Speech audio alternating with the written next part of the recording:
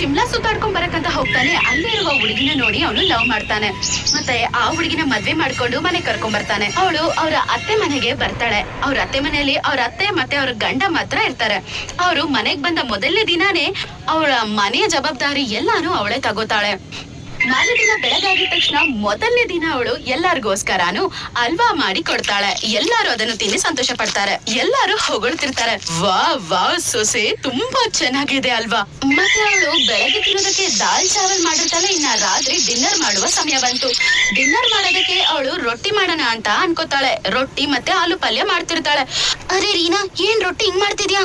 ಅಯ್ಯೋ ಅಮ್ಮ, ನೀನ್ ಚಿಕ್ಕವಾಗ್ಲಿದ್ದಾಗ್ಲೇ ಹೇಳ್ತಿದ್ಲು ಚೆನ್ನಾಗ್ ರೌಂಡ್ ಆಗಿ ರೊಟ್ಟಿ ಮಾಡೋದ್ ಕಲ್ತ್ಕೊಳ್ಳಿ ಅಂತ. ಆದ್ರೆ ನಾನು ಅದನ್ನ ಕಲ್ತ್ಕೊಂಡಿಲ್ಲ. ಇವಾಗ ನೋಡಿ ಯಾವ ಪರಿಸ್ಥಿತಿ ಬಂತು. ಇವಾಗ ಅತ್ತೆ